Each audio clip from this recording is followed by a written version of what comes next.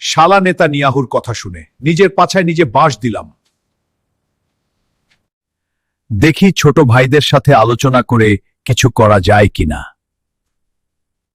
ছোট ভাই ওবামা আমাকে একটু বুদ্ধি দেয়। ইরান তো আমার পাছায় মিসাইল মারতেছে। আরে গাধা, তোর তো মাথায় বুদ্ধি বলতে কিছুই নাম। তুই ইরানকে দমক দিয়ে রাখবি। তোরে কে বললো যুদ্ধে যেতে? আরে ভাই, ভুল তো করে ফেলেছি। এখন কি করব?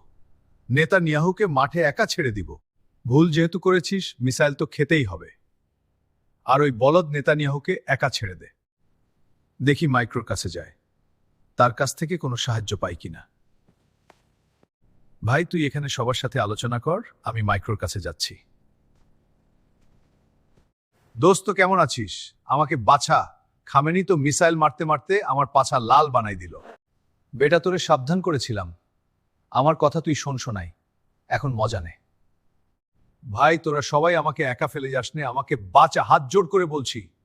আমাকে বাঁচা। দেখ ভাই, তোকে আমরা বাঁচাতে পারবো না। তুই ইরানের নিরীহ লোকগুলোকে বোমা মারছিস, ছোট ছোট বাচ্চাদের মেরেছিস। তুই ইরানের কাছে মাপ চেয়ে নে। ওবামা ঠিক কথা বলেছে। Friend, what do you say? Should I apologize to Iran? ওকে, ঠিক আছে। তাহলে ইরানের কাছে মাপ চেয়ে নিব।